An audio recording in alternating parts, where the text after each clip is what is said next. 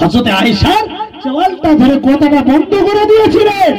রাসূল বললেন যে আমার খাদিজার উপরে কেউ যেন কথা বলে না, খাদিজা সম্পর্কে আমি যখন কথা বলবো সেই কথাগুলো তোমরা যেন আমার মুখ থেকে বন্ধ করে দিও না, তাহলে আমি দুঃখ পাবো, বেদনা পাবো। বলুন না সুবহানাল্লাহ। কারণ খাদিজা ছিল আমার দুর্দিনের সাথী। আমি যখন হিজরত করে যাচ্ছি পাহাড়ের গুহায় লুকিয়ে হযরত খাদিজাতুল কুবরা মহিলা হয়ে লুকিয়ে লুকিয়ে লুকিয়ে লুকিয়ে পাহাড় ঘিসড়ে ঘিসড়ে আড়ালে আড়ালে আমাকে খাবার পৌঁছে দিতে। বলুন না সুবহানাল্লাহ। খাদিজার কথা তোমরা বলো না, অন্য কথা বলো, তোমরা খাদিজার কথা তুলে প্রশ্ন করো না। আমি রাসূল বড় দুঃখ পাবো, বেদনা পাবো। এনেছে বরাক জিবরাইলান, এনেছে বরাক জিবরাইলান, চলো নবী মেরাজে, আর আজকে তোমার সঙ্গে খোদার দিদার হবে জান্নাতে।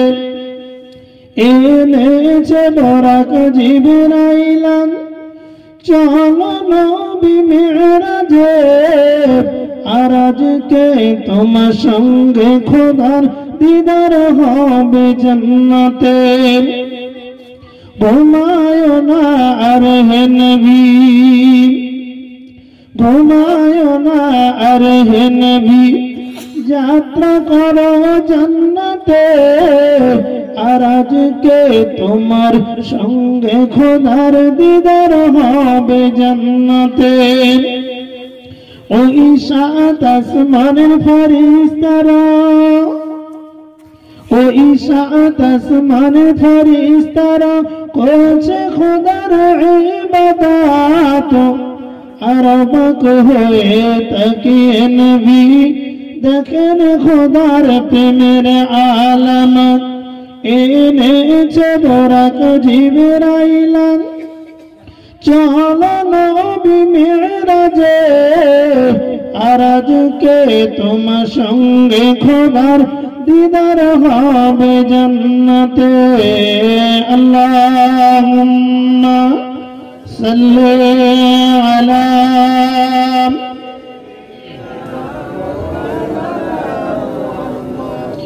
وعلى آل سيدنا यतीमों को जिसने गले से लगाया, परेशान उम्मतों को गम से छुड़ाया। ओ अपने दुआओं में आकर साथ आंसू बहाए, सवेरे सवेरे। अल्लाहुम्मा सल्ली अला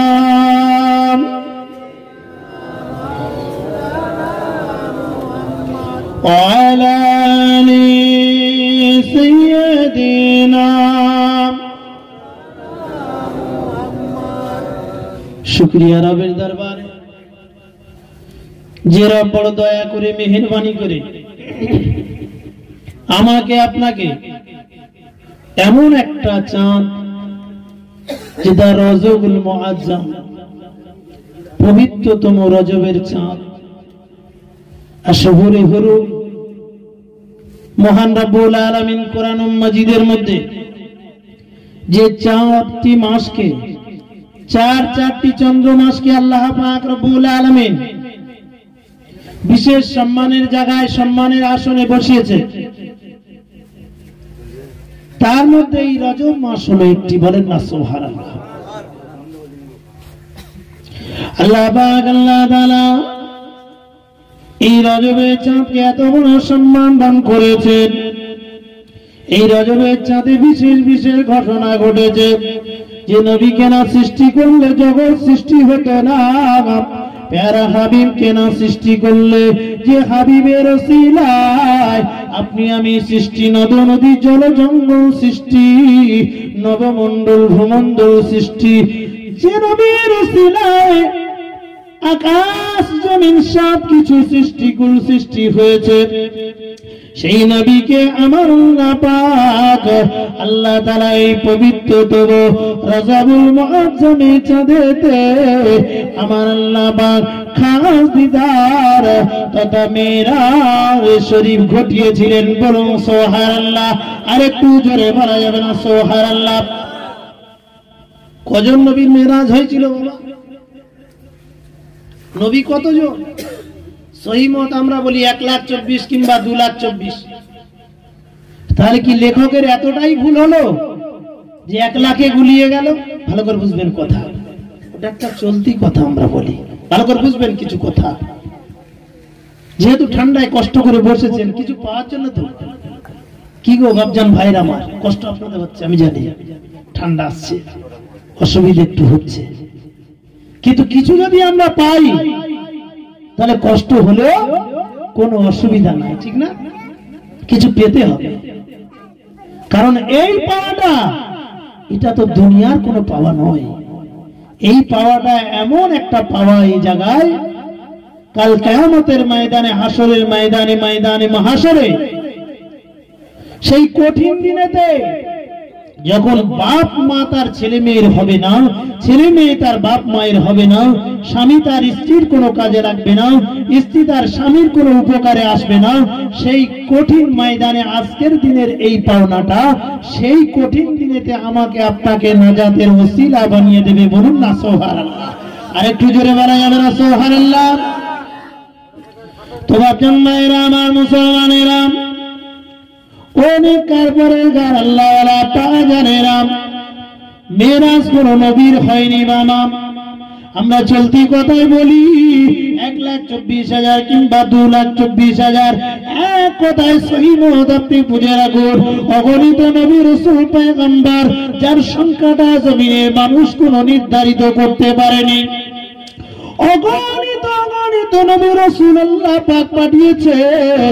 সেই নবী রাসূল ঘরের মধ্যে কারো মেরাজ হয় না, কারো ঊর্ধ্বাকাশে ভ্রমণ হয় না, আল্লাহ পাকের খাস দিদার হয় না, একমাত্র আমার আপনার নবী, আখিরি জামানা নবী, শেষ জামানা নবী, সরকারে দো আলাম হাবিবুল্লাহ জনাবে মুহাম্মদুর রাসূলুল্লাহ সাল্লাল্লাহু আলাইহি ওয়াসাল্লাম হুজুরের মেরাজ শরীফ হয়েছিল। বলুন সুবহানাল্লাহ। কোন চাঁদে? বলুন এই চাঁদে। জি, এই চাঁদের জন্য মর্যাদা। রমজান মুবারক শরীফ হচ্ছে সাইয়্যিদুশ শুহুর। বছরকে আল্লাহ পাক বললেন এই বছরে যে মাস সৃষ্টি হয়েছে, বছরকে 12টা ভাগে ভাগ করা হয়। কোরআন শরীফের মধ্যে আল্লাহ পাক জানিয়েছেন, খেয়াল করে বোঝার চেষ্টা রাখবেন, এই মাস সৃষ্টি আমার আপনার নয়। আল্লাহ পাক আল্লাহ তাআলা জানালেন যখন থেকে চন্দ্র সূর্য সৃষ্টি হয়েছে, আসমান জমিন সৃষ্টি হয়েছে, আমি আল্লাহ তখন থেকে বছরকে 12টা ভাগে ভাগ করে দিয়েছি। বলুন সুবহানাল্লাহ। তার মধ্যে সাইয়্যিদুশ শুহুর হলো রমজান মুবারক শরীফ। এই 12টা মাসের মধ্যে, 12টা চাঁদের মধ্যে রমজান মুবারক শরীফ হলো শ্রেষ্ঠতম মাস। বলুন সুবহানাল্লাহ। আসি আলোচনা। তারপরে 4টে মাসকে আল্লাহ পাক সম্মান দিয়েছেন, জিলকদ, জিলহজ, মুহররম, 3টে পরস্পর। রমজান মুবারক শরীফের পরে 4টে সম্মানীয় মাস আল্লাহ পাক আল্লাহ তাআলা জানান, জিলকদ, জিলহজ, মুহররম আর রজব। এই 4-এর মধ্যে রজব মাস, এই মাস, এই রজব মাসের অনেক মতভেদ আছে। অনেক কিতাব কেটে দেখলাম, আপনারাও দেখবেন, আসাহুস সিয়ার দেখবেন, মাজালিসুল আব্বা দেখবেন, মাদারিজুন নবুওয়াত দেখবেন, তারিখে হাবিবে আলা দেখবেন। এই রজবের চাঁদ বলে আলাপ আলোচনা করতে হয়। খুলে খুলে দেখলাম কোন কিতাবে কি বলছেন, হাদিস ও কোরআনে কি বলা হচ্ছে, মেরাজ সম্পর্কে কি বলা হয়েছে। অনেক মতভেদ থাকলে জমহুরের মত, সহিহ মত, অধিকাংশের মত হলো মতভেদ আছে অনেক কিতাবে দেখবেন। আগেই বলে দিলাম, এই রজবের চাঁদের 26তম দিবাগত রাত্রিতে, 26তম দিবাগত রাত্রিতে আল্লাহর নবী, আল্লাহর হাবিব ফুফু মহানির ঘরেতে ঘুমাচ্ছিলেন। তারিখটা নিয়ে মতভেদ, মেরাজ নিয়ে মতভেদ নয়, ভুল ভাববেন না। জি, কারণ এই কথা কে বলেছেন? আমার আল্লাহ। আপনি কোরআন শরীফ খুলে ফেলুন, এখনই আপনার কাছে আছে। মোবাইলের মধ্যে আপনি অ্যাপসেও পাবেন, বড় কোরআন শরীফ লাগবে না, এখনই মোবাইলটা খুলে ফেলুন, কোরআন শরীফে 15 পারা খুলুন, পারা নম্বর 15, সূরা নম্বর 17, রুকু নম্বর 1, আয়াত নম্বর 1 এর মধ্যে আল্লাহ পাক আল্লাহ তাআলা জানিয়ে দিলেন, এটা কোনো দুনিয়ার কোনো বক্তা জানায় না, এটা কোনো আলেম জানায় না, কোনো ইমাম জানায় না, কোনো বক্তা নয়, কোনো ঐতিহাসিক বৈজ্ঞানিকের কথা নয়। কে জানালেন বলুন? আল্লাহ। কে বলুন? আল্লাহর নামটা আপনি যখন নেবেন, কোরআন শরীফের 15 পারাতে সূরাটার নাম হলো সূরা বনী ইসরাইল। সূরা বনী ইসরাইলের মধ্যে সূরা নাম্বার হলো 17, সূরা শুরুতে আল্লাহ পাক আল্লাহ তাআলা জানালেন বিসমিল্লাহির রহমানির রহিম,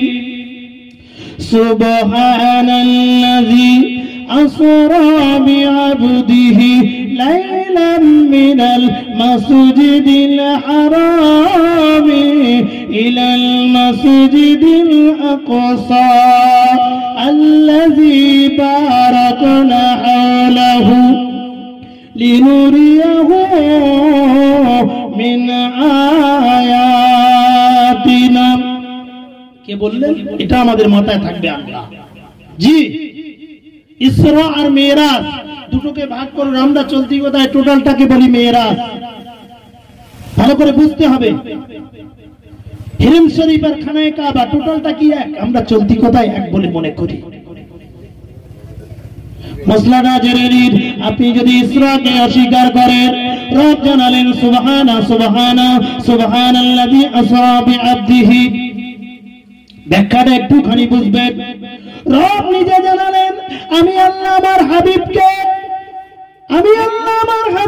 কি করলাম? সুবহানাল্লাযী আসরা, আমি আল্লাহ নিজে আমার হাবিবকে খাস দিদার দেওয়ার জন্য এই সবে মিরাজের রাত্রিতে আমি আল্লাহ ইসরা করিয়েছি, ভ্রমণ করিয়েছি। বলুন সুবহানাল্লাহ। বলবেন মাওলানা সাহেব বলেছেন, আলেম বলেছেন, বক্তা না, আল্লাহ বলছেন। এই ওয়াজ মনি সাহেব মুখে করছে, কিন্তু ওয়াজ তো কে করেছিলেন? এটা বলুন আমার আল্লাহ। আল্লাহ পাক জানালেন কে করিয়েছেন। আপনি বলবেন কোথা থেকে কোথায় ভ্রমণ করালেন, কোথা থেকে কোথায়, কোন জায়গা থেকে কোন জায়গা পর্যন্ত? আসরা বিআবদিহি লাইলাম মিনাল মাসজিদিল হারামি ইলাল মাসজিদিল আকসা।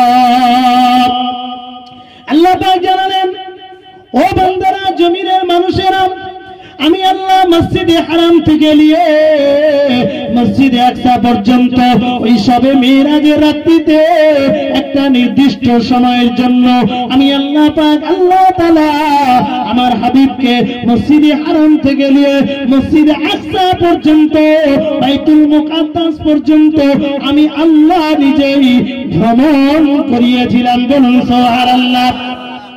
তাই নবী আমার সোনার জীবনী ইরশাদ করে বললেন, আমার জমিনের মানুষেরা, আমার সাহাবায়ে কেরামগণেরা, আমার উম্মত উম্মতিরা, আমি রাসূলুল্লাহ আমার ফুফু মহানির ঘরে আমি ঘুমাচ্ছিলাম।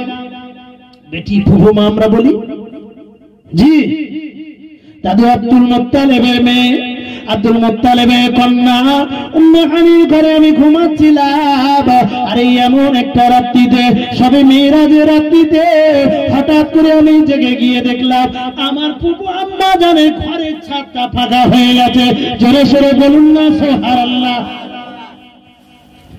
ও মুসলমানেরা, জমিনের মানুষেরা, আল্লাহর নবী সোনার জীবনী ইরশাদ করে বলেন, আমি দেখলাম জিবরাইল আমিন ফেরেশতা আস্তে আস্তে আস্তে আস্তে করে আমার কাছে হাজির হয়েছে। বলুন সুবহানাল্লাহ। জিবরাইল আমিন ফেরেশতার সঙ্গে বিভিন্ন কওল এসে মতভেদ আছে, ওই জন্য আপনাদেরকে ভেঙে ভেঙে বলছি। কোন রিওয়ায়েতে বলা হয় যে দুজন ফেরেশতা ছিলেন, হযরত জিবরাইলের সঙ্গে মিকাইল ছিলেন। কোন রিওয়ায়েত বর্ণনায় বলা হয়েছে হযরত জিবরাইলের সঙ্গে হযরত মিকাইল ফেরেশতা ছিলেন এবং সঙ্গে হযরত ইসরাফিল আলাইহিস সালাম ছিলেন। বলুন সুবহানাল্লাহ।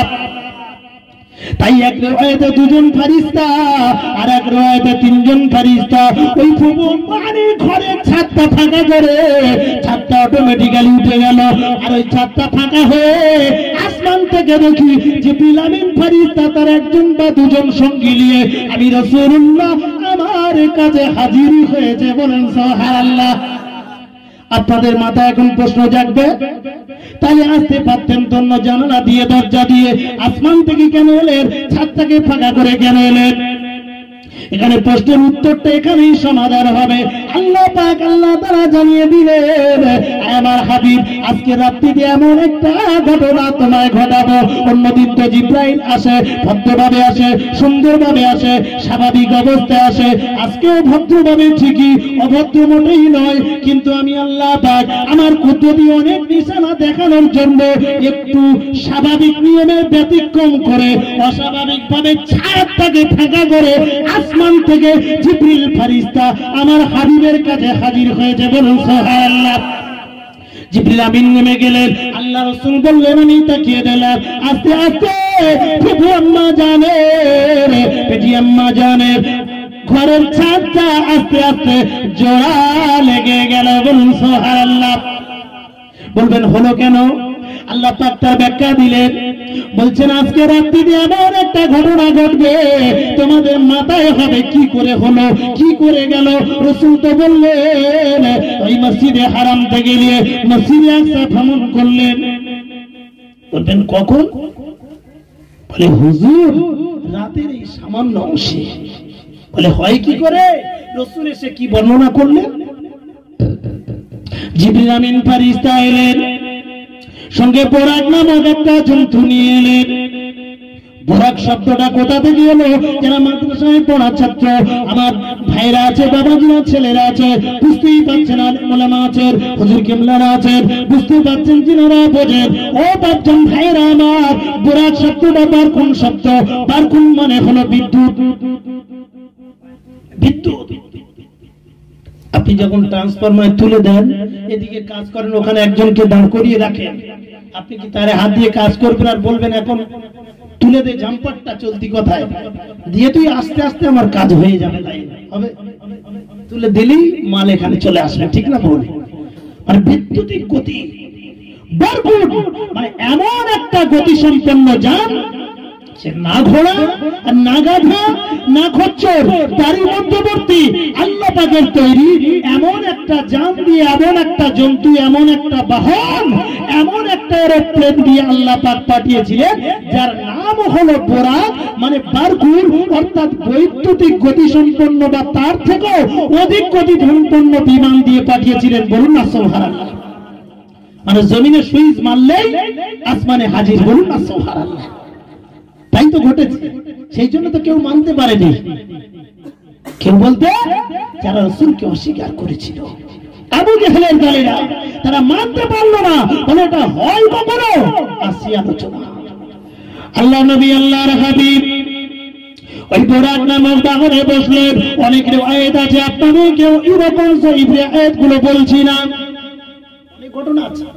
জিবরাইল ফেরেশতার সামনে বসবেন, বোরাক কোনো মতে যাবে না, অনেক চাবুক খাবে, অনেক মার খাবে। এই রিওয়ায়াতগুলো অনেক দুর্বল, শুনতে আপনাদের ভালো লাগবে, খুব মজা লাগবে, কিন্তু না, যেগুলো মতভেদ দুর্বল সেগুলো বলছি না, সহিহ ঘটনাগুলো বলতে হবে। সহিহ ঘটনা বলে মতদ্বন্দ্ব লাগিয়ে লাভ নাই। যাক, ওই ঘটনাগুলো বাদ দিলাম। সোজা কথা, বোরাকে করে পেয়ারা হাবিব হুজুরে পাক সাল্লাল্লাহু আলাইহি ওয়াসাল্লাম জিবরিল আমিনকে নিয়ে ভ্রমণ করলেন। বলুন না সুবহানাল্লাহ। তো বাপজান ভাইরা আমার, আল্লাহ নবী আল্লাহর হাবিব তো জাহানের বাদশাহ সরকারে দো আলাম হাবিবুল্লাহ জনাবে মুহাম্মদ রাসূলুল্লাহ সাল্লাল্লাহু আলাইহি ওয়াসাল্লাম এমন একটা সফরে যাচ্ছেন। কোথায় সফরে যাচ্ছেন? কার কাছে যাচ্ছেন? যিনি হচ্ছেন একমাত্র স্রষ্টা আমার আল্লাহ, আর যার ওসিলায় তামাম জগৎ সৃষ্টি, সেই খাস মেহমানকে আল্লাহ পাক ডেকেছেন। বলুন না সুবহানাল্লাহ। মাথায় কিছু বুঝে আসছে? অসুবিধা হচ্ছে নাকি আপনাদের? বুঝে আসছে তো? বুঝে এলে কিন্তু খুব মজা লাগবে, ভালো লাগবে, ফায়দা হবে। আপনি যখন ভাবতে থাকবেন আপনার ঈমানি নূরটা বেড়ে যাবে। বলুন না সুবহানাল্লাহ। কারণ কি জন্য বাড়বে? এও সহিহ হাদিস। এ তো রাসূলের কথা আপনি ভাবছেন, এ কি বাপ মায়ের কথা ভাবছেন, ছেলেপুলের কথা ভাবছেন, দোকানদারির কথা ভাবছেন, ব্যবসা বাণিজ্যের কথা ভাবছেন? কোরআনের কথা, রাসূলের কথা, হাদিসের কথা যখন ভাববেন, পেয়ারা হাবিবের কথা, আপনার মধ্যে ঈমানের পাওয়ারটা, নূরটা, জজবাটা আপনার মধ্যে বাড়তে থাকবে। বলুন না সুবহানাল্লাহ। তো ভাবছেন মায়েরা আমার, পেয়ারা হাবিব সফর করছেন, বাবারা নবী, মাহারা নবী, ইতিম ইয়াসির নবী মসজিদে হারাম থেকে নিয়ে মসজিদে আকসায় চলে গেলেন। সেখানে গিয়ে ইমাম নবী ইসলাম করেন, ইমামতি করলেন। কে ইমামতি করবেন? নবী আলাইহিস সালাতু ওয়াস সালাম ঘর উপস্থিত আছেন। জিবরিল আমিন ফেরেশতা আস্তে আস্তে করে দেখলেন ইমামতি জায়গাটা ফাঁকা। আল্লাহর নবী কানে কানে বললেন, ইয়া রাসূলুল্লাহ, ইয়া হাবিবাল্লাহ, হুজুর আজকের এমন একটা নামাজের রক্ত হয়েছে, এমন একটা মসজিদে আল্লাহ পাকের অন্যান্য পয়গম্বরগণ আপনাকে স্বাগত জানার জন্য, আপনাকে মোবারকবাদ দেওয়ার জন্য, আপনাকে ওয়েলকাম জানানোর জন্য যারা হাজির আছে হাজির। বলছে কোথায় জানাবো ভাই জিব্রাইল? বলছে আপনার জানানোর জন্য এখানে কোনো কাতার নয়, কাতার নয়, একটু সামনে তাকান। আরে আমার যেখানে আদি পিতারা সব রয়েছেন, আমি তাদের সামনে যাব। ও যে আপনার জন্য এই জায়গাটা ফাঁকা দেওয়া হয়েছে, আপনার জন্য তারা আনন্দ করে, অন্যান্য নবী ইসলামগণ আনন্দ করে, তারা পরামর্শ করে, আপনাকে সংবর্ধনা দিবে বলে, আপনাকে সংবর্ধনা অনুষ্ঠান করবে বলে, আপনাকে সম্মান জানাবে বলে অন্যান্য নবী ইসলামগণ আজকের এই জায়গায় হাজির। আপনি এমন একজন সন্তান, তার জন্য আপনার পূর্বপুরুষগণ গর্বিত। আপনি সমস্ত নবী ইসলামগণের ইমামতি করে দেন। বলুন সুবহানাল্লাহ। ও মুসলমানেরা, নওজোয়ান যুবকেরা, আমার বাপজন ভাইরা, আমার পর্দার আড়ালে মা বোনেরা, রাসূলের কথা মানুন, রাসূলের মেরাজ শরীফকে স্মরণ করুন, একটুখানি আমল করুন, জীবনে ফায়দা হবে, ফায়দা হবে। আমরা কি আমলের রাস্তায় যাই? যেতে পারছি না, তাই না? নামাজ পড়ো, কষ্ট লাগে, আসছি আলোচনা, নামাজ কোথা পেলেন? তাহলে তো আজকের রাত্রি দিয়ে ওয়াজ ধরা পড়ে যাবে। কেন? আমরা তো ফেঁসে যাব। তাহলে বলবে আমরা তো আমল করতে পারি না। তাহলে কি হবে? উপায় কি হবে? রাসূল তো মেরাজ শরীফে যাচ্ছেন, তাই না? সুবহানাল্লাযী আসরা বিআবদিহি, এই যে বলছিলাম মসলাটা, কেটে মসলাটা বলে দিই। এই ইসলামকে যদি অস্বীকার করেন, যদি অমান্য করেন, ঈমান চলে যাবে। কেন বলতে পারেন? মসলাটা মনে এলো না, বলে দিলে নয়। আল্লাহ পাক বলছেন সুবহানা, আমি সমস্ত অক্ষমতা দুর্বলতা থেকে পূত পবিত্র যে আল্লাহ, যে সত্তা, সেই আল্লাহ আমি বলছি আমার হাবিবকে মসজিদে হারাম থেকে নিয়ে মসজিদে আকসা পর্যন্ত সফর করিয়েছি, ভ্রমণ করিয়েছি, মেরাজ করিয়েছি। বলুন না সুবহানাল্লাহ। এই মেরাজটা, এই ইসরাটা যদি আপনি অস্বীকার করেন, ঈমান চলে যাবে। ও বাপজান ভাইরা আমার, এলাকাবাসী আব্বা জানেরা, প্যারা হাবিব, বাবারা নবী, মাহারা নবী, ইতিম ইয়াসির নবী, কোন সময় আল্লাহ পাক ডেকেছিলেন জানেন? এসব ইতিহাস পড়াশোনা করতে হয়। কিতাবগুলো আমার কাছে আছে, মাজালিসুল আবরার আছে, খাসাইসুল কুবরা আছে, মাদারিজুন নবুওয়াত আর ইত্যাদি ইত্যাদি আপনাদের কাছে থাকতে পারে। একটু করুন, সিরাতের কিতাবগুলো খুলে ফেলে। কখন ডাকছিলেন আল্লাহ? কখন ডাকছিলেন? আল্লাহ পাক হাবিবকে লাকাব দিলেন হাবিবুল্লাহ। হাবিব মানে দোস্ত, বন্ধু। আপনারা কি জানেন ইতিহাসটা? শুধু সবে মেরাজের গল্প শুনছেন, কাহিনী শুনছেন। মেরাজটা কি একটু কেউ তো বলে না ভালো করে। কেন হলো? কি জিনিস? বললে রাত কেটে যাবে, তবু একটু শখ হয়, একটু আচ্ছু না বললে হয় না। ও বাপজন ভাইরা আমার, প্যারা হাবিব, বাবারা নবী, মারা নবী, ইতিম ইয়াসির নবী, ইতিহাস আপনারা জানেন। রাসূল যখন মায়ের গর্ভে আব্বাজান চলে গিয়েছিলেন, দুনিয়া থেকে বিদায় নিয়েছিলেন, অনেক ঘটনা ও গল্প আমি বলতে চাই না। তখন 6 বছর বয়স হলো, মায়ের কাছে আবদার করলো, আম্মা জান পাড়ার ছেলেরা খেলতে যায়, ওই সব ছোট ছোট ছেলেরা যখন সন্ধ্যা হয়ে যায় তাদের আব্বা জানেরা তাদের মুখে চুমা দেয়, কোলে তুলে নেয়, গায়ে ধুলাবালি গুলো ছেড়ে দিয়ে তাদের আব্বা জানেরা আস্তে আস্তে করে হাতে করে বাড়ি নিয়ে আসে। আমার আব্বা জান কোথায়? আমার আব্বা জান তো একটা দিন আমাকে ডাকে না। অনেক কান্নার মজারি করছেন। আম্মা জান সিদ্ধান্ত নিলেন যে কোচি গেলে একটা বার জিয়ারতে যাব। হযরত আমিনা আম্মে আইমান দাসীকে নিয়ে আর প্যারা হাবিবকে নিয়ে বললেন, বাবা মোহাম্মদ, ও বাবা মোহাম্মদ, মনের কথা মনে আছে, মনের ব্যথা মনে আছে, মনের বেদনা মনের মধ্যে আছে। বাচ্চাকে সান্ত্বনা দেয়, তোমার আব্বা বিদেশে গেছে, ব্যবসাতে গেছে, তোমার আব্বাকে পরে দেখাবো। 6 বছর বয়স নিয়ে খেলে কবরের ধারে মাজারের ধারে হাজির। বলছে, মা আব্বা আর কত দূরে, আর কতটা পাবো? যেমন কোন কুটুম বাড়ি কেউ প্রথম যায় কিরকম আগ্রহ হয়, বাচ্চারা আর কতটা লাগবে রাস্তা মা? আর এটা আব্বাকে দেখবে জীবনের মতো, কতটা গেলে আব্বাকে পাবো? কুটুম বাড়ি গেছে কোন জায়গায়, কত দূর, আর কতটা রাস্তা? চলো বলছি, তোমার নানার বাড়িতেও ঘুরিয়ে আনবো, আব্বাকে একটু দেখে আসবে। আম্মা জান আর কতটা যাবে? আরে কবরের কাছে যখন গেলে আর যদি আমিনাকে ধরে রাখা যায় না। আর কি ধরা যায়? বাচ্চাকে কি বলে বোঝাবে? আর কি বলে বোঝাবে?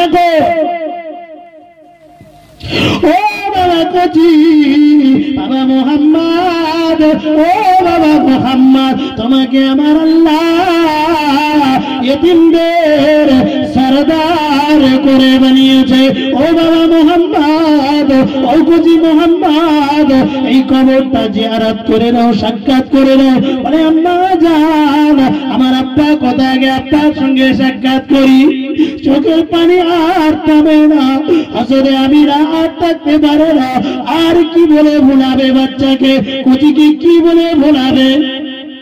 এ বাবা মোহাম্মদ, ও প্রান্তীয় ছেলে, আবার বাইনা ধরো না বাপ, তোমার আব্বা তো আর জমিনে নাই। তুমি যখন আমার গর্ভে ছিলে বাপ, তোমার আব্বা তখন ইন্তেকাল হয়েছে, মারা গেছে। আব্বা জানে কবরটা জিয়ারত করে নিয়ে তুমি আজকের মতো সান্ত্বনা মেনে নাও। কচি বাচ্চা ছটকাচ্ছে, মাও ছটকাচ্ছে, কি কান্না! ওই দুঃখ ভরা মন নিয়ে, বেদনা নিয়ে রাস্তায় ফিরছে। আম্মা জান পড়েছে। ওই আমাদের মতো ধরুন যেমন স্ট্রোক ইত্যাদি ইত্যাদি তো হচ্ছে আশেপাশে, দেখছেন তো। মা শুয়ে পড়েছে। মা মা মা মা নড়ে না। উম্মে আইমান দাসী কাঁদতে লেগেছে। এই মোহাম্মদ, তোমার এত দুঃখ, এত বেদনা, তোমাকে কিভাবে আমি বাড়ি পৌঁছাবো? তুমি একদিন আবদার করলে আব্বাজানকে দেখবো, দেখতে পেরে না। আজকের সেই ইতিহাস, সেই রহস্যের জটটা কেটেছে। আজকের মরা ভাবে কবরটা তুমি দেখলে। এতদিন তোমাকে আব্বা দেখাবো বলেছিল তোমার মা। তোমার মা তো বলেছিল আব্বাকে দেখাবো, আব্বা দেখা তো আর হলো না। আব্বার মাজার দেখলে, এই কচি মোহাম্মদ, তোমার মা লড়বে না, আর উঠবে না। বাবা মোহাম্মদ, বাবা মোহাম্মদ, মা তোমার মারা গেছে, ইন্তেকাল হয়ে গেছে, শেষ। কি দুঃখ! এরকম দুঃখ পেয়েছে দুনিয়ার কোন মানুষ পায় না। অনেক ঘটনা। যে কথা বলছিলাম মেয়েরাজ কেন হলো, আপনারা ভাববেন না যে মহাশয় ভুলে গিয়ে পালিয়ে গেল, না, ওটাই মিল করতে চাচ্ছি। রাসূল কার কাছে লালিত পালিত হবেন? সংক্ষেপ, এই গল্প বলার উদ্দেশ্য নয়, আপনাদের মূল জায়গায় নিয়ে যাচ্ছি। দাদু জানের কাছে 8 বছর বয়স হলো, দাদুর কাছে থাকতেন। আব্বা নাই, মা নাই, আর যার মা বাপ নাই তার কি দুনিয়ায় কেউ আছে বলে আপনাদের মনে হয়? একটাবার খেয়াল করবেন, দাদুর কাছে ছিলেন, 8টা বছর বয়স হলে দাদু চলে গেলেন, দাদু ইন্তেকাল করলেন, মারা গেলেন।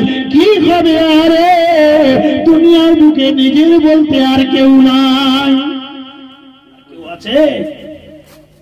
হ্যাঁ, বাপের বাপ একটা ছিলেন, সেও চলে গেল 8 বছর বয়স। এবার চাচার কাছে কোন রকম মানুষ হচ্ছে, চাচা আবু তালেব। জি, চাচা আবু তালেব আশ্রয় দিয়েছিলেন, শেল্টার দিয়েছিলেন। ওই দুঃখ মুসিবতের সময় তাকে গার্ড করে লালিত পালিত করেছিলেন। বলুন না সুবহানাল্লাহ। আমি এটাই বলতে চাচ্ছি, ইতিহাস সব বাদ দিলাম, ও ঘটনা বলতে গেলে 2 ঘন্টা ছেড়ে দিলাম। মূল সেই খেয়াল আছে, মিরাস। এই যে নবুয়ত প্রাপ্তির পরে নবী পাক সাল্লাল্লাহু আলাইহি ওয়াসাল্লাম নবুয়তের 12 বছরে হিজরত হবে। 12 বছর যখন হবে মক্কা ছেড়ে মদিনায় চলে যেতে হবে। তাহলে 11তম বছরে হিজরত হচ্ছে। ভালো করে ভাবুন, মানে কি অত্যাচার তখন চালু হয়েছে। মানে তার 1 বছর পরে হিজরত করে চলে যেতে হবে। মানে শুরু হয়ে গেছে রাসূলের মারের পর মার, গালের পর গাল। নামাজ পড়তে যাচ্ছেন, পচা উঠে নাড়ি ভুড়ি মাথায় চাপিয়ে দিচ্ছে। এক বদমাশ, সে রাসূল নামাজ পড়ছেন, রাসূলের গলায় চাদরটাকে দিয়ে পেঁচ দিয়ে এমন টান দিয়েছে, কিতাবের মধ্যে বলা আছে রাসূলের ঘাটটা এরকম বেঁকে গিয়েছিল। কি কষ্ট, কি দুঃখ। আমি এইটুকু খালি হেডস দিয়ে যাচ্ছি, ঘটনা বলতে চাই না। নবুয়তের 11 বছরে মেয়েরাজ যখন হলো, নবুয়ত প্রাপ্তির 11তম বছরে, ওই বছরে রাসূলের দুঃখটা আবার দেখুন। যিনি হলেন জীবন মরণের সাথী সঙ্গী, দুঃখের সঙ্গী, সুখের সঙ্গী, সেই খাদিজাতুল কুবরা, রাসূলের জীবনের সর্বপ্রথম সঙ্গী, সর্বপ্রথম মহিলাদের মধ্যে যিনি রাসূলের দ্বীনকে কবুল করেছিলেন, ইসলামকে মেনে নিয়েছিলেন, ইসলামের পতাকা তুলেছিলেন, ইসলামের কালেমা পড়েছিলেন, সেই খাদিজাতুল কুবরা রাদিয়াল্লাহু তাআলা আনহা ইন্তেকাল করলেন। ইন্না লিল্লাহি ওয়া ইন্না ইলাইহি রাজিউন। দুঃখটা বুঝতে পারছেন? এদিকে মক্কার কুরাইশদের অত্যাচার, মার গাল, অত্যাচার, জুলুমবাজি তো আছেই। হযরত খাদিজা চলে গেলেন, প্রাণপ্রিয় বিবি চলে গেলেন। রিওয়ায়াতের মধ্যে এসেছে, বুঝতে পারছেন, রাসূল যখন হঠাৎ করে মনে পড়ে যেত, হযরত খাদিজাতুল কুবরা রাদিয়াল্লাহু তাআলা আনহার কথা বলতেন, তার গুণাগুণ বর্ণনা করতেন। আম্মা জান আয়েশা সিদ্দিকা রাদিয়াল্লাহু তাআলা আনহা ঠিক এভাবেই বলেছিলেন যে ওই বুড়িটার, বয়স্ক মহিলাটার কথা আপনার কেন এত মনে পড়ে, এত সময় সময় কেন বলেন? রাসূল তখন কিতাবের মধ্যে এসেছে, চোয়ালটা ধরে কথাটা বন্ধ করে দিয়েছিলেন। রাসূল কখনো বিবিদের গায়ে, আমাদের আম্মা জানদের গায়ে হাত তুলতেন না, কোনোদিন নাই, কোনো ইতিহাস বলতে পারবে না। কিন্তু যখন খাদিজার নিয়ে কথা হয়েছিল, আম্মা জান আয়েশা সিদ্দিকা রাদিয়াল্লাহু তাআলা আনহা বলেছিলেন, ইয়া রাসূলুল্লাহ, ইয়া হাবিবাল্লাহ, হুজুর, ওই বয়স্ক মেয়েটার কথা আপনার শুধু সময় সময় মনে পড়ে। আমরা এত আপনার বিবি যারা আছি, সেবা করছি, এত কথা, তবু কি আপনার মনোভূত হয় না? আল্লাহ রাসূল এত ভালোবাসছেন হযরত খাদিজাকে। কত বয়সে বিয়ে করেছিল জানেন তো ইতিহাস? রাসূলের তখন বয়স হচ্ছে 25, আম্মা জান খাদিজাতুল কুবরা রাদিয়াল্লাহু তাআলা আনহার বয়স তখন 40। বলুন না সুবহানাল্লাহ। জি, এই আল্লাহ পাকের তরফ থেকে ছিল এই মিলন, এই মহব্বত। বলুন না সুবহানাল্লাহ। হযরত আয়েশার চোয়ালটা ধরে কথাটা বন্ধ করে দিয়েছিলেন। রাসূল বললেন যে আমার খাদিজার উপরে কেউ যেন কথা বলে না।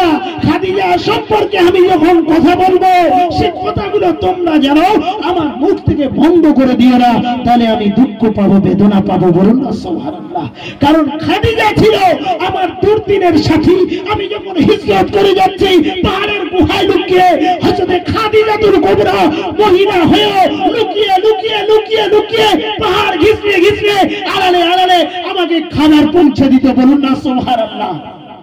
খাদিজার কথা তোমরা বলো না, অন্য কথা বলো। তোমরা খাদিজার কথা তুলে প্রশ্ন করো না। আমি রাসূল বড় দুঃখ পাবো, বেদনা পাবো। ভালো করে বুঝুন, রাসূলের মনে দুঃখ কত, বেদনা কত। আমরা একটুখানিতে ভেঙে পড়ি, মুসলিম পড়ি না। রাসূলের ইতিহাসগুলো ঘাটুন, দেখো 11 বছর কেন ঘটনাটা আনলাম? ওই ঠিক হিজরতের বছরে, হিজরতের আগের বছর মেরাজের আগে আগে, ভালো করে বুঝুন, সবে মেরাজের আগে আল্লাহ যখন ডাকছেন তার পূর্বে খাদিজাতুল কুবরা ইন্তেকাল করলেন। বুঝতে পারছেন ইতিহাসটা? বুঝতে পারলে বুঝতে পারবেন, ছকটা পুরো ছক করে নিন মনে মধ্যে। ব্যাস, বিরাট দুঃখ, বিরাট বেদনা। তারপরেই যে চাচার কাছে সেই 8 বছর বয়স থেকে টোটালটাই গাইড করে গিয়েছিলেন, মনে রাখুন, চাচা আবু তালেব হযরতে খাদিজার পরে পরে ঠিক মনে করে নেন এই সালে, এই বছরে সেই দুঃখ না বুঝতে বুঝতে চাচা আবু তালেব ইন্তেকাল করলেন, মারা গেলেন, দুনিয়া ছেড়ে বিদায় নিলেন। চাচাও চলে গেলেন, পরে পরে হযরতে খাদিজাতুল কুবরা চলে গেলেন। এই দুঃখ আর কোথায় রাখবেন? চাচাও চলে গেলেন, আল্লাহ পাক দেখছেন। এইবারে ভাবুন মহব্বতটা, এই মহব্বতের কথাটা বলবো বলে আপনাদেরকে বললাম। আল্লাহ পাকের মহব্বত দেখুন, আল্লাহ পাক বলেছেন, হাবিব, আমার হাবিব, আমি তোমার সমস্ত বিষয়টা আমি আল্লাহ আমার কুদরতি নজরে দেখতে থাকি। বলুন না সুবহানাল্লাহ। আল্লাহ পাক দেখলেন হাবিব মন বিরাট দুঃখ বেদনা, ছোটবেলা থেকে দুঃখ আর দুঃখ, সেই দুঃখর যেন জোয়ার এসছে রাসূলের নবুয়তের 11তম বছরে। চাচাও চলে গেলেন, যার কাছে ছোটবেলা থেকে মানুষ, গার্জিয়ান বলতে কেউ নাই, বিবি খাদিজা যিনি সব সময় সুখে দুঃখে হেল্প করেছেন, সহযোগিতা করেছেন, তিনিও চলে গেলেন, আর তো কেউ নাই। তাহলে আমি আল্লাহ আছি তার বন্ধু। বলুন না সুবহানাল্লাহ। হাবিব আমার বন্ধুকে একটাবার আমি আল্লাহ খাস দিদার দিয়ে আমার কাছে একটু ডেকে নিয়ে একটু মোলাকাত করে একটু কথাবার্তা বলে সাক্ষাৎ করে মনে একটু সান্ত্বনা দিয়ে দেব। বলুন না সুবহানাল্লাহ। বুঝে যাচ্ছে ব্যাপারটা? ঘটনা অনেক ছেড়ে দিলাম, কিন্তু একটু মিলিয়ে চলে যাচ্ছি, ভালো করে বুঝবেন। আল্লাহ পাক আল্লাহ তাআলা আওয়াজ দিলেন, ও হাবিব এসো এসো এসো, আমার দোস্ত এসো, বাবারা নবী এসো, মাহারা নবী আমার কাছে এসো, ইতির নবী এসো, ওই ইতির নবী আমার কাছে এসো।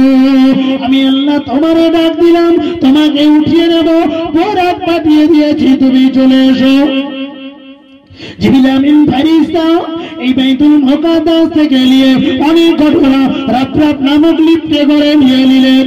আপনি ভাববেন আপনার বাপে যদি ঠ্যাংটা ভাঙা হয়, খোঁড়া হয়, স্টেশনে যখন যাবে, বড় হসপিটালে যখন যাবে, ওই হুইল চেয়ারটা সহ আপনি দেখবেন লিফটের মধ্যে ঢুকিয়ে দেন।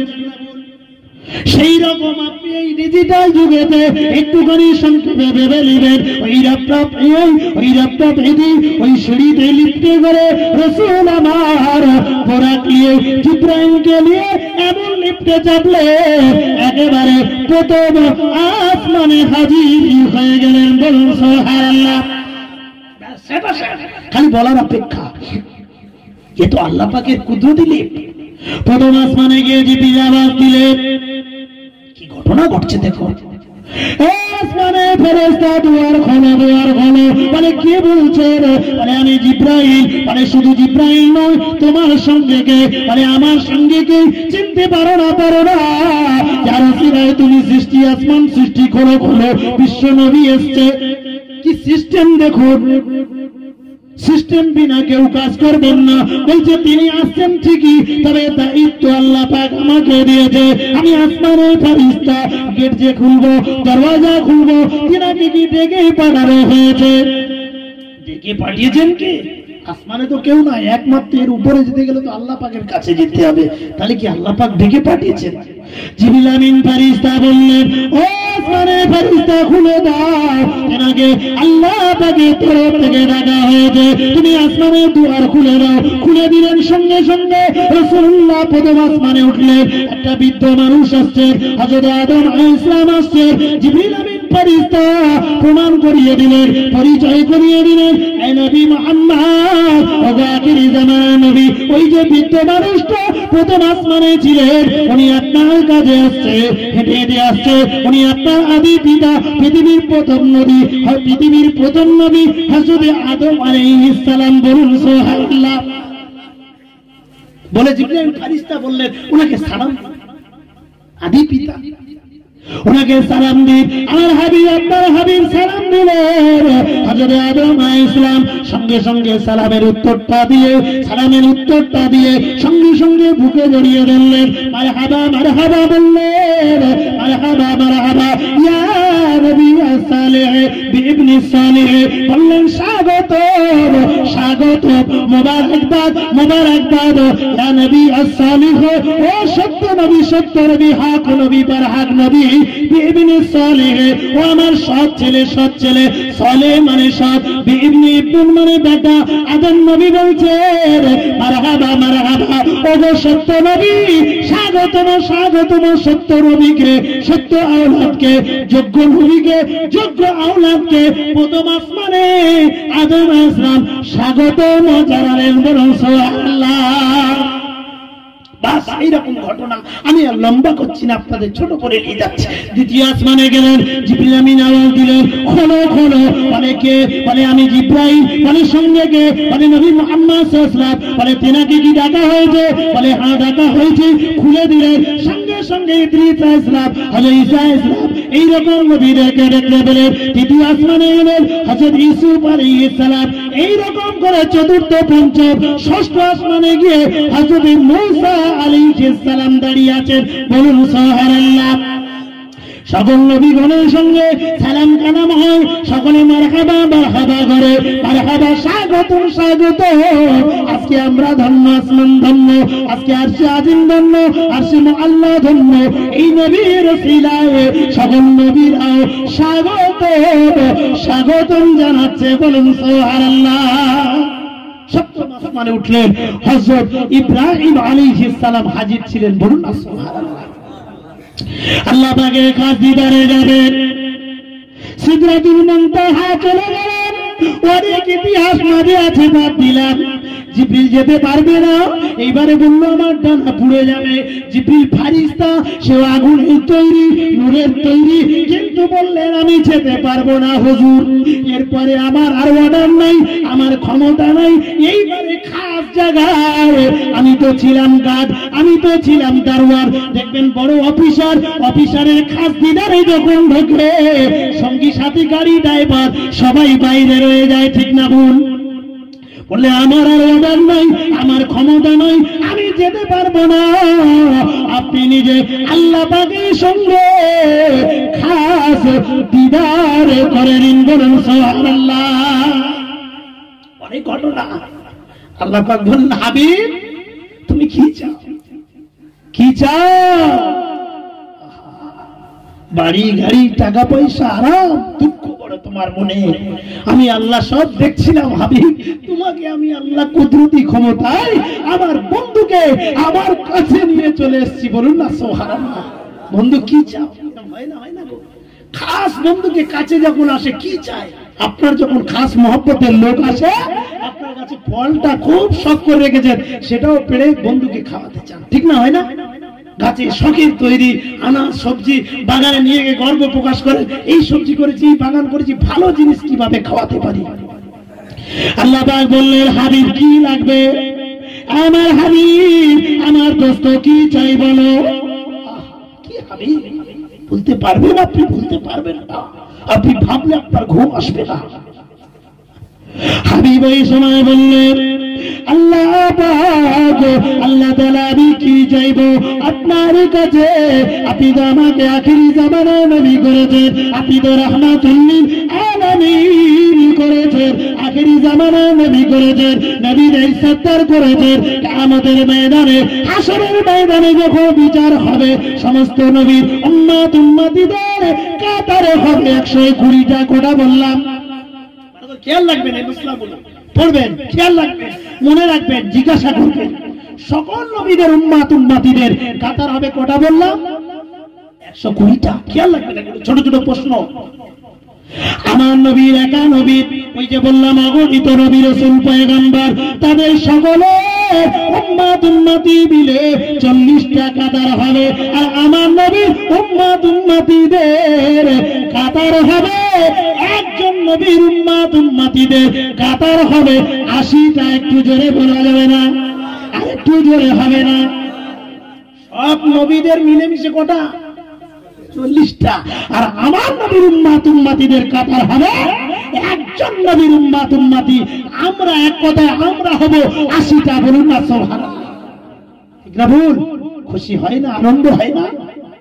আল্লাহ পাকের হাবিব এই সময় বললেন, আল্লাহ পাক আপনি যারা ভাববেন না মা চলে গেছে দুঃখ পাই, বাপ চলে গেছে দুঃখ পাই, না না না, এগুলো আমি কিছু মনেই করি না। চাচা চলে গেছে, বিবি চলে গেছে, এত দুঃখ এত বেদনা, না না না না না। আল্লাহ আমার রব, আই খালিক মালিক আল্লাহ, আপনি বললেন কি চান হাবিব? হাবিব বললেন আমি উম্মত চাই। বলুন সুবহানাল্লাহ। কি চাই? আল্লাহ বলছেন হাবিব কি চাই? বলছেন উম্মত চাই। বলুন না সুবহানাল্লাহ। মানে বলছে উম্মত তো তোমাকে প্রচুর দেয়া হয়েছে, দেয়া হবে। ওই যে আল্লাহ পাক ওই সংখ্যা দিয়েছেন, আমি রাসূলুল্লাহ কিয়ামতের ময়দানে, হাসরের ময়দানে যেমন উম্মত উম্মতিদের নিয়ে একদিক থেকে পেরেশানিতে থাকবো, মাকামে মাহমুদে আমি রাসূলুল্লাহ সিজদায় পড়ে যাব, কাঁদতে থাকবো, উম্মতি উম্মতি বলে। সেই গুনাহগার উম্মত উম্মতিদের ব্যবস্থা আপনি করুন। আমি অন্য কিছু চাই না, চাই না জমিনে কিছু, চাই না কোনো আনন্দ, চাই না টাকা পয়সা মালাকানা, চাই না, শুধু আমার গুনাহগার উম্মত উম্মতিদের কি হবে উপায়, তাদের একটা ব্যবস্থা আপনি করে দিন। বলুন সুবহানাল্লাহ। আল্লাহ পাক দেবে না দেবে না? কি মনে হয়? জি মনে হয়? এটা আন্দাজে বলছেন তাই না? মনে হচ্ছে, দেখা যাক। আল্লাহর হাবিবকে অনেক কিছু দেখালেন যার পথে, আল্লাহ পাকের হুকুমে, আল্লাহ পাকের অর্ডার না হলে হয় কি? জান্নাতকে দেখালেন, জাহান্নামকে দেখালেন। জান্নাতের নিয়ামতগুলি আমার রাসূলকে আমার আল্লাহ পাক জিবরিল আমিনকে সঙ্গে নিয়ে জান্নাত মুবারাকগুলি ভ্রমণ করালেন। বলুন সুবহানাল্লাহ। জাহান্নামকে উপলব্ধির জন্য দেখালেন যে উম্মতের কাছে বয়ান করতে পারবেন। এক শ্রেণী উম্মত উম্মতিকে দেখলেন তারা যেন রক্তের নহরে, তারা যেন হাবুডুবু খাচ্ছে, আর যারা এক শ্রেণীর ফেরেশতা তাদের মাথায় মেরে এদিকের মাথাগুলো চুরমার করে দেয়, তারা আবার ভেসে ভেসে যায়।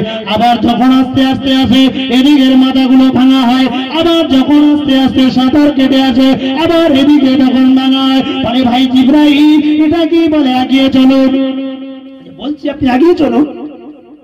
আবার দেখেন এক শ্রেণী মানুষ তারা কাঁচা গোস্তের ছুরি নিয়ে, বেগ নিয়ে, ডাব্বা নিয়ে, একদম থামা করে নিয়ে কাঁচা গোস্ত যেন তারা বসে বসে খাচ্ছে। বলে এরা কারা?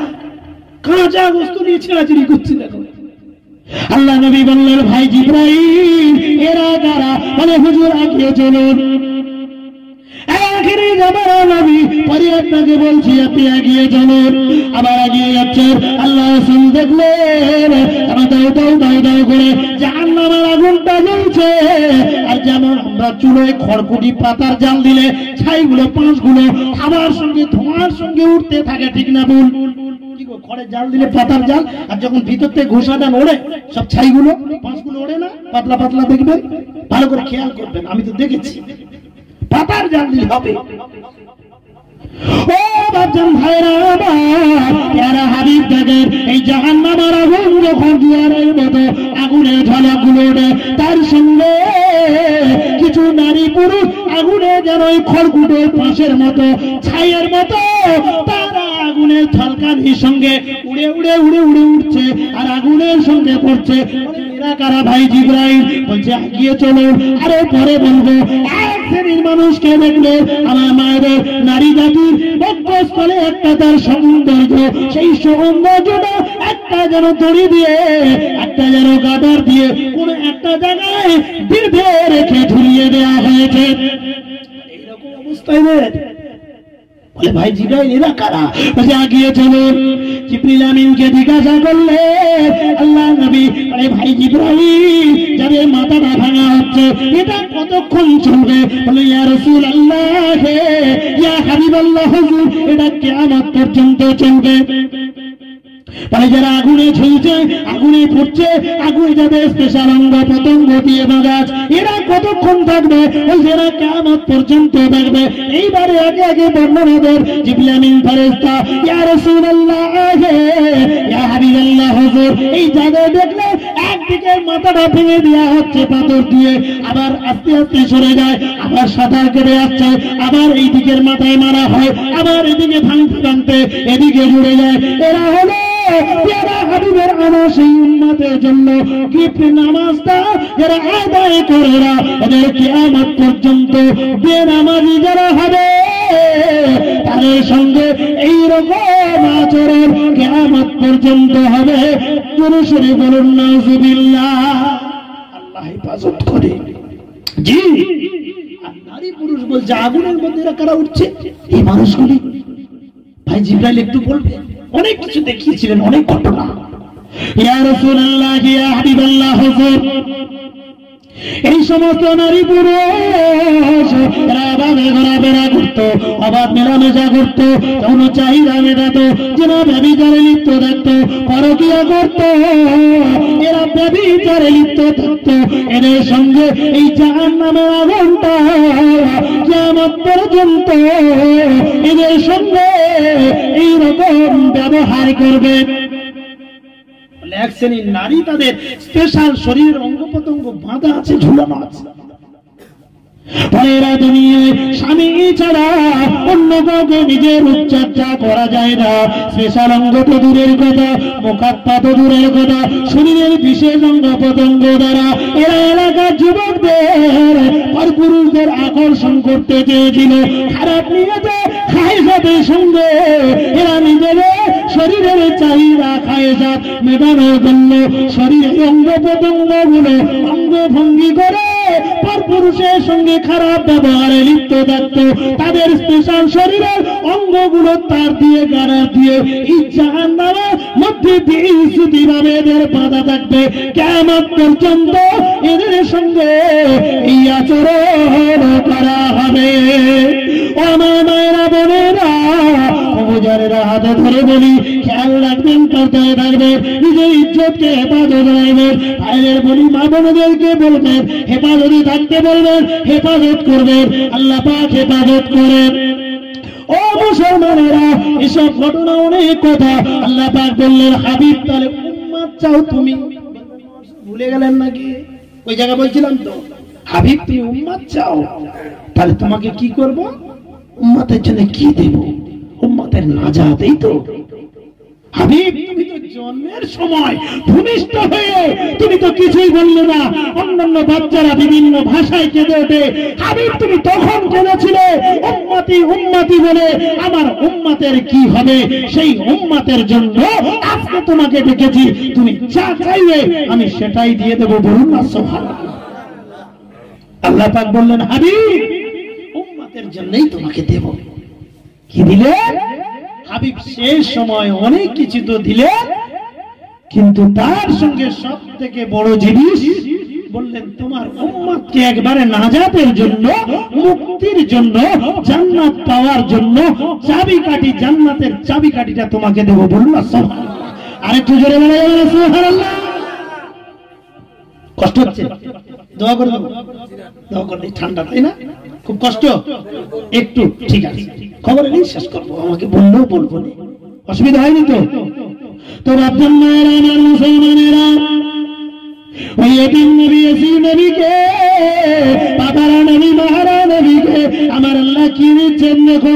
আমার হাবিব, আমার দোস্ত, আমার বন্ধু, তোমাকে দেব দেব, তোমার উম্মত উম্মতির জন্য দেব 50 ওয়াক্ত নামাজ।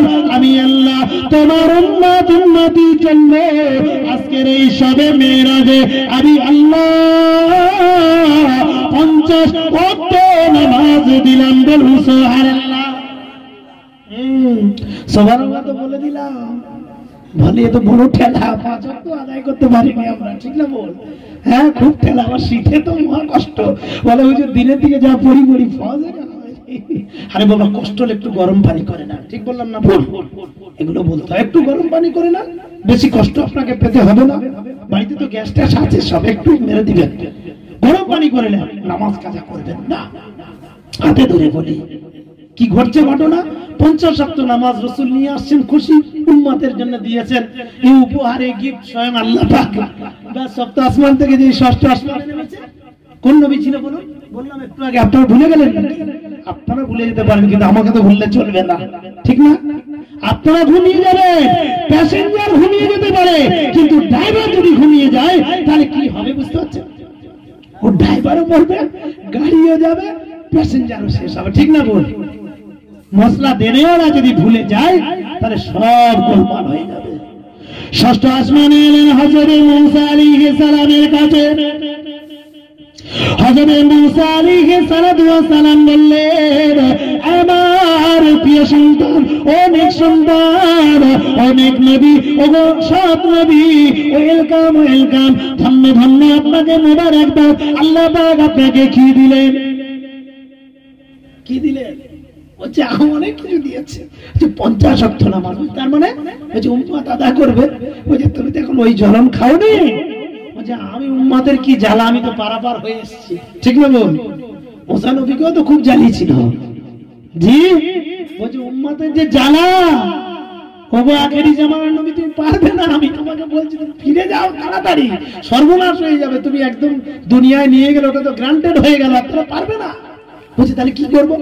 তাড়াতাড়ি ফিরে যাও, আল্লাহ পাককে বলো একটু কমিয়ে দিতে, যে আমার উম্মত বড় দুর্বল হবে।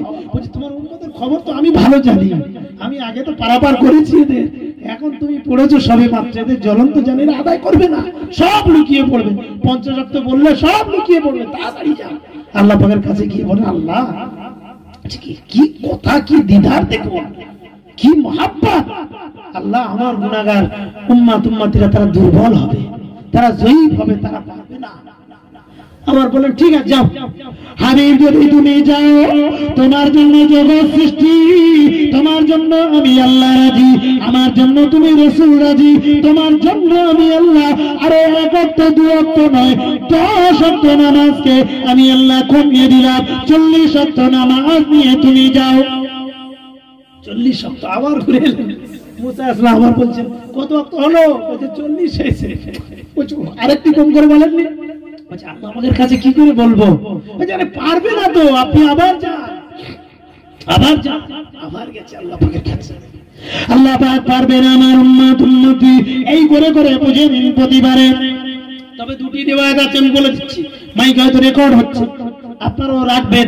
সেই জন্য মতভেদীগুলো যেখানে মশলা দু রকম বলা আছে, দুটি কওল আছে, আমি বলে দিই যাতে করে আমাকে ফাঁসাতে না পারে। মহাশয় এই বলে গেল, অন্য জায়গায় দেখছি দুটি কওল আছে, কোন জায়গায় বলা হয় যে 5 করে কমানো হয়েছিল, বেশিরভাগ মতামত এসছে 10 করে কমানো হয়েছিল। বলুন না সুবহানাল্লাহ। সংক্ষেপে বুঝলেন? পেয়ারা হাবিব আবার গিয়ে বললেন, আল্লাহ পাক আবার আমি হাজির। বলে কি বলো বন্ধু, তুমি তো দোস্ত, বলো কি বলছো তুমি বলো। বলছে আমার উম্মত এটাও তো পারবে না মনে হচ্ছে, ওই তারা আরো কমিয়ে দাও, আরো 10 30 করো। আবার ঘুরে এলেন, আমি আর বলছি না, সময় লাগবে। আবার ঘুরে বসে আসলেন, আবার বললেন আবার যাও, হবে না। মানে প্রতিবারে এই করে করে 50 থেকে 40, 40 থেকে 30, 30 থেকে 20, 20 থেকে 10, 10এও মুসা আসলাম বলছেন তাও পারো। বলছেন বলবো কি করে, এরপরে তো মুশকিল ব্যাপার, আমি আর বলতে পারবো না। বলছে যাও তুমি, উম্মতের জন্য তো তুমি পাগল নবী, আরেকবার যাও। আর একবার গিয়ে বললেন আল্লাহ পারবে না, পারবে না, একটু কমিয়ে দেন। আল্লাহ পাক বললেন হাফ করে দিচ্ছি, 10 করে দিয়ে হাফ করে নাও, 5 ওয়াক্ত নামাজ। মুসা আসলাম বললেন তাতেও দ্বন্দ্ব ভাববে। রাসূল বললেন কোশ্চিন কালে আর যেতে পারবো না, আমার আল্লাহ পাক রহমান রহিম গফুরুর রহিম, এত দয়াময় এত দয়ালু, 50 থেকে কমিয়ে 5 ওয়াক্ত করে দিয়েছে। আমি কোন লজ্জায় এরপরে আবার কমাবো, যে 1 ওয়াক্ত 2 ওয়াক্ত বলবো, আর বলা যাবে না আমি মহান নবী, শ্রেষ্ঠ নবী, নবীদিকে সন্তান, আর বলতে পারবো না। ওগো আমি পিতা, ওগো মুসা নবী, আমি আর বলতে পারবো না। ওই 5 ওয়াক্ত নামাজ দিয়েছে আল্লাহ নবী, আল্লাহ হাবিব আমাদের উপরে। ওই মেরাজের রাত থেকে আল্লাহ পাক আল্লাহ তাআলা এই 11তম নবুয়তের বছরে আল্লাহ পাক 5 ওয়াক্ত নামাজ এই সবে মেরাজে ফরজ করে দিয়েছিলেন। বলুন সুবহানাল্লাহ। এরা সবাই ফোন করতেছে, হুগলির দিকে তো বেশি দাওয়াত করে। এদিন ফোন করছে হরিপাল থেকে, তারকেশ্বর থেকে, বুঝাচ্ছি ওইদিকে যাদের এলাকা থাকে একটা, বুঝি মনে পড়ে তোদের, হঠাৎ করে চেকে যায় কিছু ছেলেরা, বুঝতে পারছে সোনাবাড়ির ছেলে তো ওদিকে সব চেকে গেছে হঠাৎ করে। সব কথা মহাশয় আমি কি বলছে, কি আমল করবো এই রজবে, আমি কি আমল করবে, আর যেটি ভালো লাগে করো। বলছে না সেই ভাগ্য পরিবর্তন সেইটা তো এটা নাকি। আমি ওটা ঠিক খেয়াল রেখেছি, ভয় আছে বুঝাচ্ছেন যে ভাগ্য পরিবর্তন করতে হবে। সে তো সবে বলা লাইলাতুল বরাত। বলছে হুজুর তাহলে এটা কি? এই তো ইউটিউবে দেখছি, মোবাইলে দেখছি সব সবে মেরাজ বলছেন। হ্যাঁ সবে মেরাজের অনেক ঘটনা। বলছে কি আমল করবো? আচ্ছা আপনারাও যদি এখন প্রশ্ন করেন একসঙ্গে কথাটা হয়ে যাবে, বলবেন ওদের নিয়ে বলছে তাহলে আমাদের তো বলছে না। কি ফোন করলাম, আমরা দাওয়াত করলাম, এখানে এসে 1.5 ঘন্টা 2 ঘন্টা বক্তব্য দিলেন, তাও কই বললেন না আমরা কি করব? এই কথাটা বলা দরকার তো। হাদিস ও কোরআন মেরে দেখলাম, ফজিলত কি রাতে কিতাবটা দেখলাম, তারিখে হাবিবিয়ানা দেখলাম, বাজার সিরাত দেখলাম, আসাউ সিরাত দেখলাম, মাদারিজুন নবুওয়াত দেখলাম, কোরআনের ব্যাখ্যা বিশ্লেষণ দেখলাম, তাফসীরে মারিফুল কোরআন দেখলাম, তাফসীরে কুরতুবিটা দেখলাম। আপনি বলবেন এই কিতাবগুলো কোথায় পাওয়া যায়? এগুলো আমেরিকা লন্ডন নয়, আপনার ঘরেও আপনি রাখতে পারবেন। উর্দু থেকে নয়, আরবি আপনার দরকার নেই। আমরা আরবি থেকে পড়ি, উর্দু থেকে পড়ি, আপনারা বাংলা থেকে একটা করে তাফসীর কিনে রাখুন, পড়তে রাখুন। যে কথা বলছি আপনাদের অন্যদিকে নিয়ে যাবো না, মূল কথা মা বোনেরা ফিরে আসবে, বলবে অনেক ঘটনা শুনলাম, অনেক ভালো লাগলো, কিন্তু আমলটা কি করবো মহাশয় বললো না। এখনই বলবে, দেখবেন। ও মায়েরা বোনেরা বাবাজিরা আমার হাতে ধরে বলি, সবে মেয়েরা যে নতুন কোন উদ্ভট আমল আপনাকে করতে হবে না। নতুন কিছু যে আমল করতে হবে, 1000 রাকাত নামাজ পড়তে হবে, তার পড়তে পারলে তো ভালো। কি গো, সারা রাত যদি আপনি তাহাজ্জুদ পড়েন ভালো না, নফল নামাজ পড়েন, কোরআন শরীফ তেলাওয়াত করেন ভালো না, কেউ খারাপ বলবে কি? কিন্তু মূল কথা কিতাবের মধ্যে যেটা আছে, মূল কথাটা শুনে নেন। আপনার নতুন কিছু উদ্ভট আমল নয়, আপনার যে আমলটা ফরজ করা হয়েছে, পাঁচগানা নামাজ, 5 ওয়াক্ত নামাজটা আপনি পড়বেন, আপনি হক কথা বলবেন, সত্য কথা বলবেন, আপনি জেনা ব্যভিচার করবেন না, অন্যায় করবেন না, মদ তারি খাবেন না, জুয়া খেলবেন না, এটাই হলো আপনার আমল। আপনি বলবেন হায় হায় কি কথা মহাসাহেব কি বললেন, এগুলো তো সত্যিই বলে। হ্যাঁ সেই কথাই বলে যায়, কিতাব এটা সাক্ষ্য দেয়। বলে আপনি যখন একটা কাজ করবেন, নেক আমল করবেন, এই ফজিলতের মাসে যখন করবেন, আপনার সওয়াবটা অধিক গুণে নাজিল হবে। বলুন সুবহানাল্লাহ। আপনি 10 টাকা অন্য মাসে দান করছেন, জানে কি হবে? রমজান মাসে যদি দান করেন, তার 70 গুণ নেকি বেশি হবে। বলুন সুবহানাল্লাহ। বুঝে আসছে?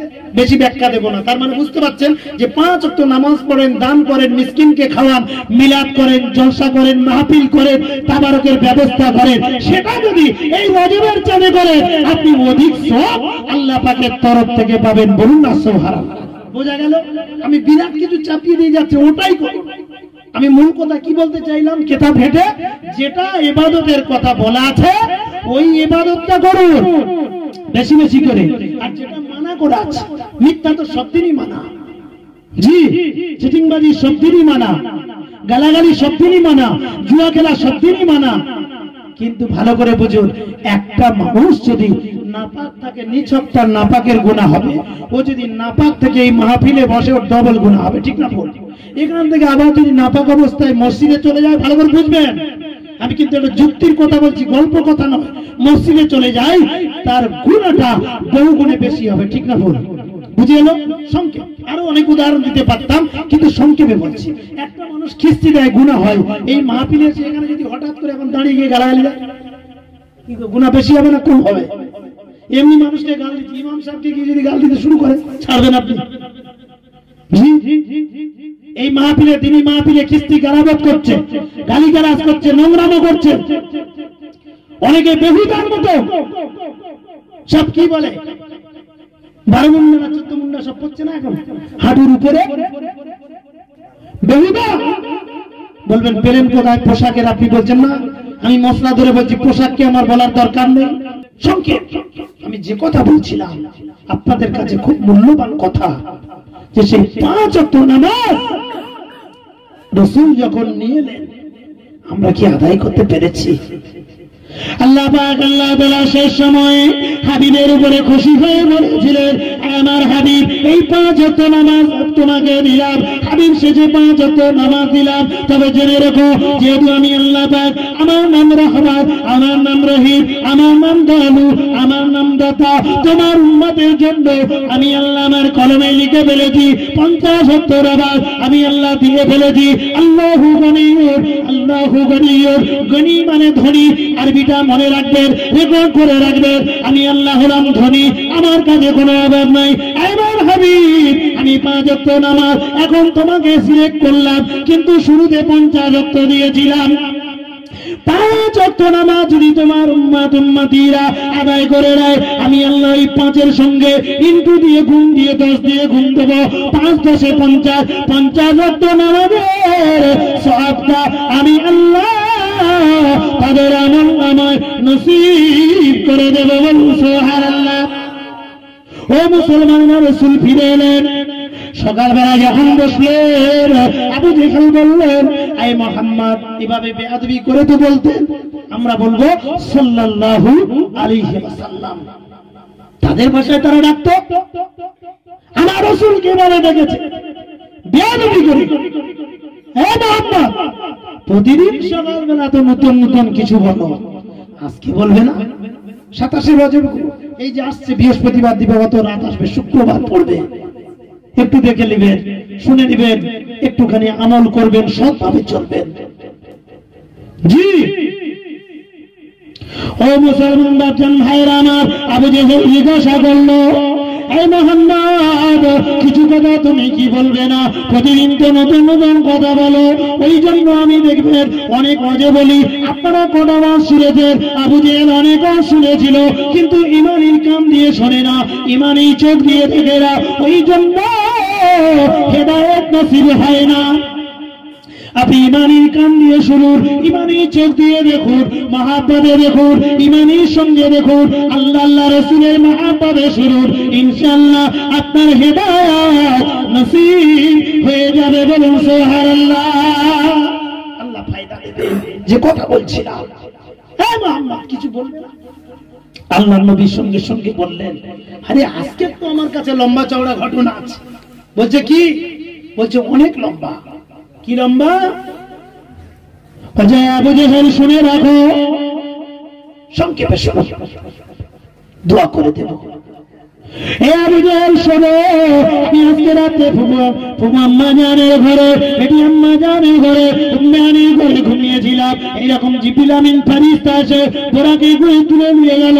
আমি এরকম মসজিদে হারাম থেকে নিয়ে মসজিদে আকসায় গেলাম, সেখান থেকে প্রথম আসমান, দ্বিতীয় করে সপ্তম আসমানে গেলাম, সিদরাতুল মুনতাহা গেলাম, আরশে আজিমে গেলাম, আল্লাহ পাকের খাতিদার নিলাম। জান্নাত জাহান্নামকে দেখে এসে আমি রাসূলুল্লাহ এই মাত্র ফজরের নামাজ পড়ে এই মাত্র বসেছি। বলুন সুবহানাল্লাহ।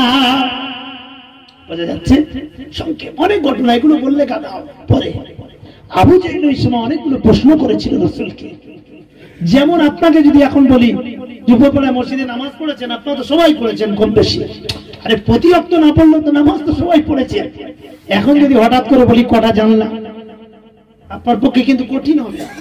জানালা, তাই তো এখন ডান দিক বাম দিক এদিকটা আছে নাকি ওদিকটা, বা জানলা জানলো কটা রড, যদি বলি জানলা কটা রড বলুন, আল্লাহ ক ভাগ, 4 ভাগ না 8 ভাগ বলুন, বলতে পারবেন? এখন পারবেন না।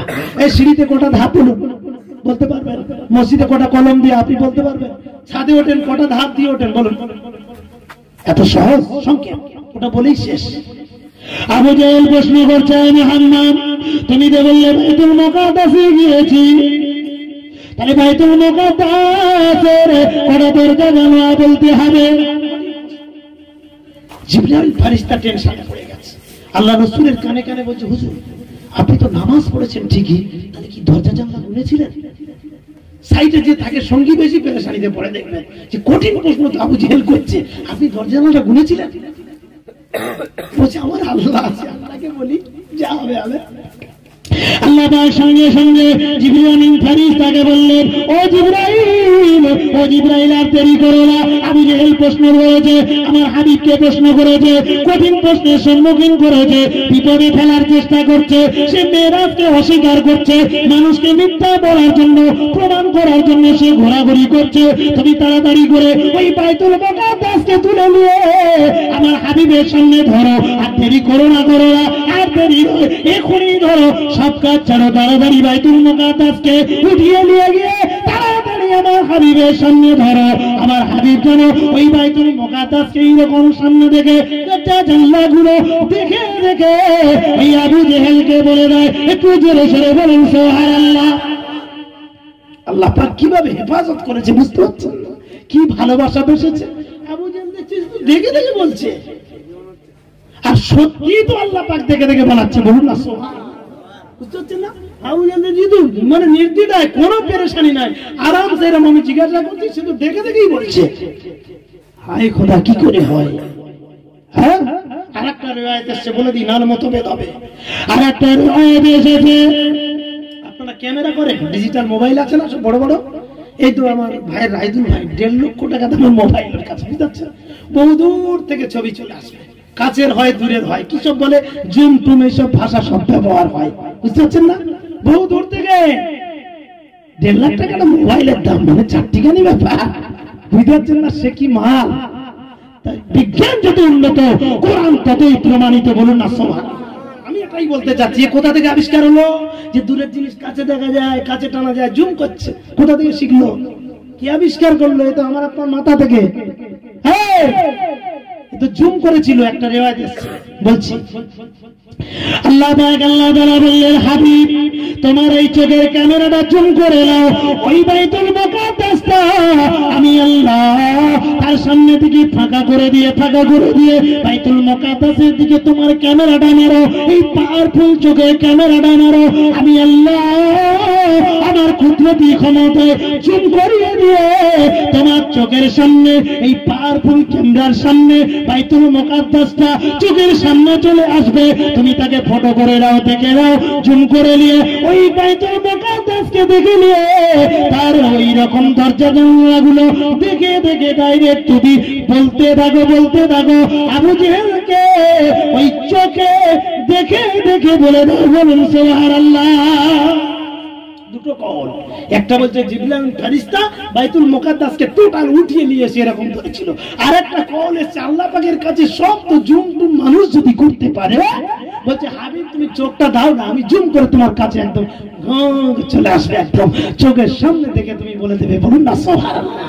তো যা আল্লাহ পাক কবুল করেন। আজকের যে আলাপ আলোচনা হলো, আপনারা রাগ করলেন, ঘাড়ে বোঝা পড়লো, বলে ওই যে বললেন বাবা নামাজ না পড়লে মাথা ভাঙবে, এত বড় দায়িত্ব এইসব বলে তো মুশকিল হয়ে গেল। মা বোনেরা বলবে বেপরদায় থাকলে এরকম জাহান্নামের আগুনে ঝুলতে হবে, এ তো মুশকিল ব্যাপার। শুধু মেয়েরাজের ফজিলাত গুলো বললেই হতো, এগুলো না বললেই হতো। কেউ কেউ মনে মনে করবে, খবরদার না, সবগুলি মেনে চলবেন, মানার চেষ্টা রাখবেন। আল্লাহ পাক হেফাজত করেন, সকলে বলেন না আল্লাহুম্মা আমিন।